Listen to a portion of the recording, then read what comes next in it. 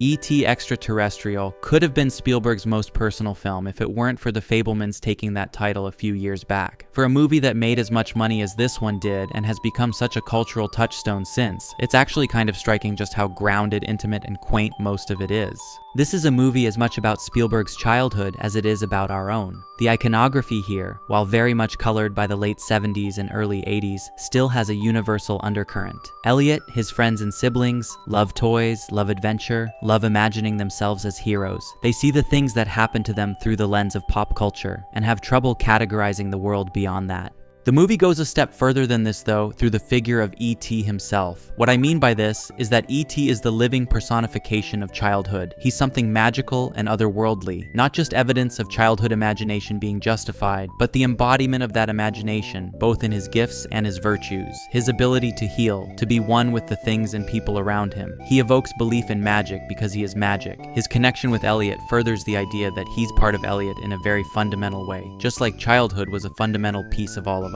The movie takes place in a cloistered microcosm of the world, both expansive and somehow claustrophobic, in the form of a California suburb. The rolling hills and terracotta army of beautiful suburban homes stretching on into an infinity create the sense that this is the whole world. This sense is something many of us felt as children. Most of our engagement with the wider world, the far past and the possible future, came from television, video games, and movies. Our only real understanding of the world of adults also comes from these sources, though in extremely distorted fashion. Beyond the suburbs, though, is the wilderness, which plays the part of wider mystery and possibility. It's no coincidence then that this is where E.T. and his family land. Obviously, it makes logistical sense plot-wise, but thematically it would also follow that the place of darkness and mist and foliage is the place where imagination itself would be birthed from. It's also the place where childhood imagination must go back to in the end if it wishes to survive at all. The adults in this world are fascinating. They're clearly the villains in this story, though even that is only a product of context. They don't represent deliberate malice, hate, greed, or any other vice we associate with villainhood. Their only vice is their maturity itself, which necessarily sets them at odds with the kid characters here. For much of the movie, all of the adult characters, with the exception of Dee Wallace, the mother, are shot from the neck down, or are only captured obscured by shadows. These adults belong to a different world, one impenetrable and ominous to our child characters. Again, they do nothing explicitly evil, but everything they do, given the context, feels evil anyway. This dichotomy between adulthood and childhood has several other parallels.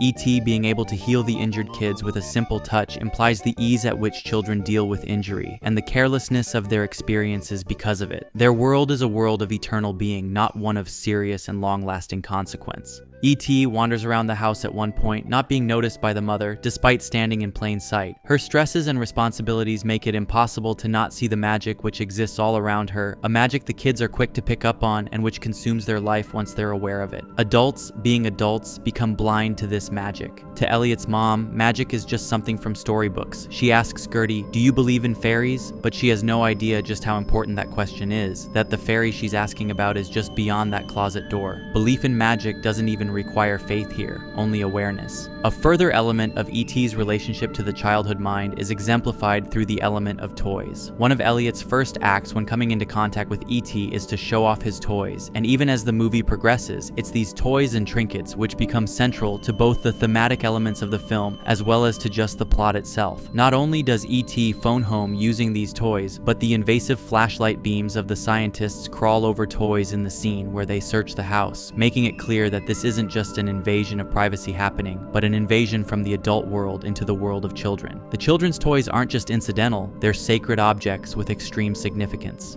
The adults aren't invading the sacred place though, out of any dark intentions. They're only trying to discover and contain what could be, for all anyone knows, a threat to human life. On top of that, through studying E.T., like science has studied a million things before him, there's no telling where said research could lead. The adult will to control, categorize, contain, and examine is the very basis of civilization. It's that which builds the world of our child characters, and that which provides them with the very foundation for their childhood itself. With that being said though, E.T., being the living personification of childhood wonder, can only be destroyed by these completely rational adult activities. In fact, it's the very rationality of these activities themselves which make them so destructive to E.T., as it's the rational world of adulthood which eventually destroys childhood, again, not out of malice, but out of necessity. In terms of plot, E.T.'s sickness seems to be the lack of contact from his family or species. But Elliot's dialogue, first where he tells the scientists they're killing E.T., and later when he says, "Look what they've done to you" over E.T.'s corpse, makes it clear that, at least thematically, it is the activity of the adults which kills E.T., and it's only in their absence that he comes to life again.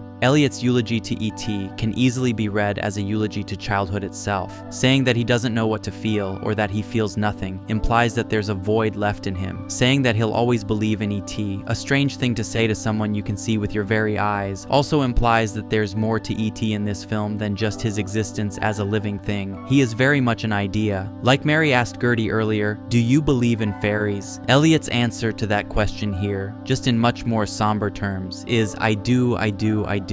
The resurrection of E.T. symbolizes the survival of the magic of childhood, even beyond coming to age. Elliot, who assumed his friend is lost forever, finds that he's not only still alive, but that it'll take work and careful planning to keep him alive even longer. To rescue E.T. from the adults in this world is Elliot rescuing his wonder from his coming adulthood. Getting E.T. back to his home is Elliot packing away his childhood into a forbidden space where no one can get to it. Ironically, it takes adulthood assertiveness and will in order to accomplish this, and this can be seen by Elliot's brother driving the van. His first foray into that adulthood rite of passage is performed for the sake of preserving childhood. When it's suggested that E.T. beam up to escape Earth, Elliot's response is that it isn't reality. In other words, accepting the fantastical in the cases where it truly does exist is being realistic, as long as you accept the real world as part of that package. Likewise, preserving that childlike spark within you is the only way to truly be an adult, but it requires the responsibility of adulthood to accomplish that. What they're detaching themselves from, one pin at a time, is not adulthood itself, but the stuffy, lifeless convention that some falsely associate with adulthood. The fact that the kids here are the only ones acting on behalf of what's right is proof of this. They are the most childlike while also being the most adult. They escape on bicycles, a perfect symbol for childhood itself, and as an even bigger poke into the eye of adulthood, they escape capture by literally flying over their captors, defying the laws of society and the laws of physics as one. The final tearful goodbye to their friend is a heavy moment, as they know they'll never see him again. After all, childhood eventually ends, but his assurance that he'll always be there with them in some form cements the point the movie is trying to make, the middle ground it achieves between both ways of being. Spielberg, as a creative himself, is expressing something very personal here, maybe even something more personal than what he expressed in The Fabelmans. Namely that our childhood never dies, it never disappears, it never even leaves us, it just tucks itself away somewhere safe. It will always be there, as long as you keep your heart open to it, as long as you believe. The only question then is, do you believe in fairies?